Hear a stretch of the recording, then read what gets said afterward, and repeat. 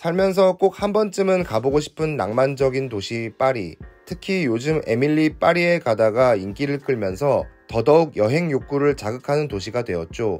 이번 영상에서는 제가 파리에 있는 동안 묵었던 호텔 두 곳을 리뷰해 보려고 합니다.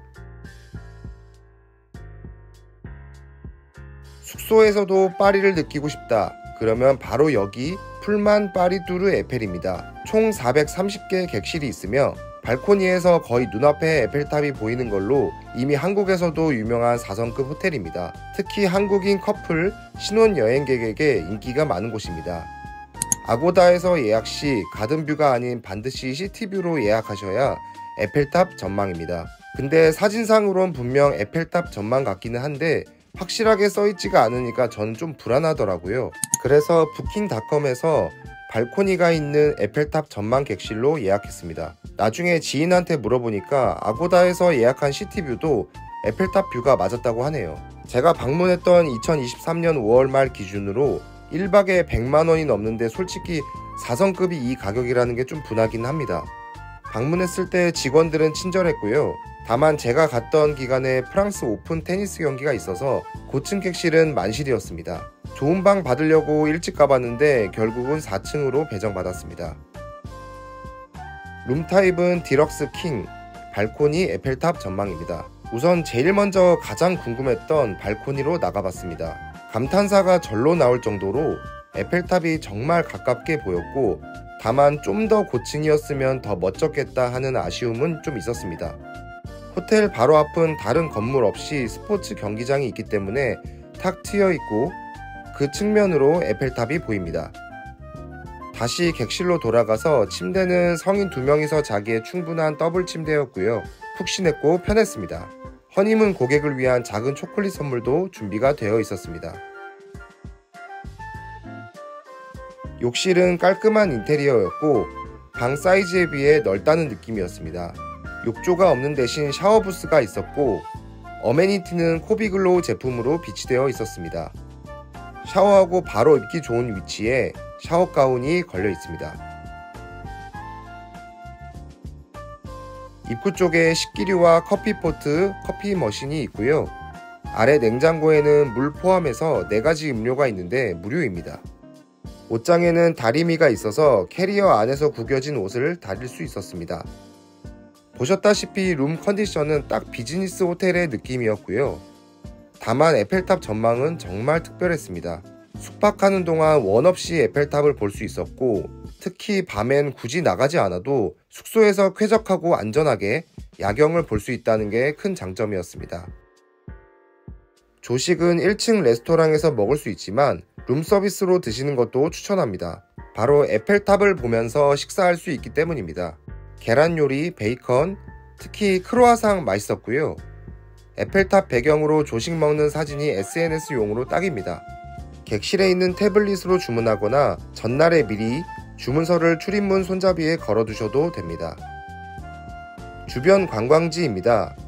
호텔에서 도보로 5분이면 에펠탑과 샹드마르스 공원으로 갈 수가 있고요. 그 옆으로 세느강과 퐁디에나까지 부담없이 걸어갈 수 있습니다. 트로카데로 광장과 샤이오 궁전에서 바라보는 에펠탑도 정말 멋졌습니다. 그리고 조금 더 가면 개선문과 샹젤리제 거리도 관광할 수 있고요. 바토무슈 선착장도 가까이 있어서 저녁 노을쯤에 아름다운 파리 풍경으로 하루를 마무리할 수 있었습니다.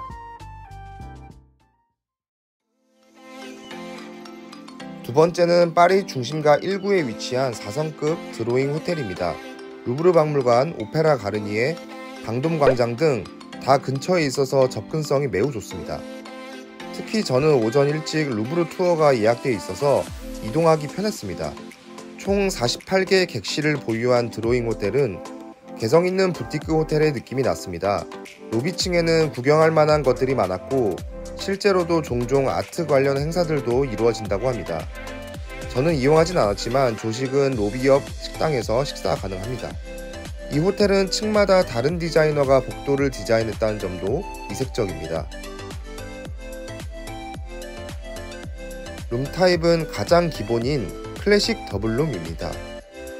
생각보다는 넓었고 보통 파리의 오래된 호텔들에선 시설들이 낡은 경우가 많은데 이곳은 깨끗하고 신식이었습니다. 침대는 더블 사이즈로 적당했고요.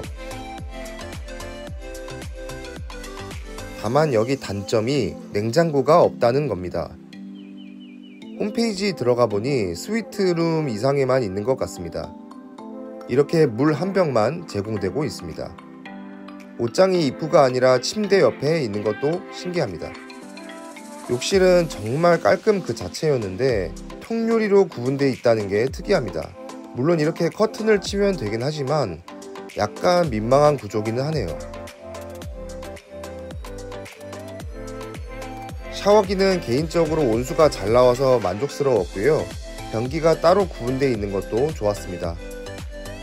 앞서 말씀드린 대로 이 호텔은 위치가 깡패입니다. 일단 요즘 포토 스팟으로 핫한 팔레 로얄 정원이랑 2분 거리에 있고요.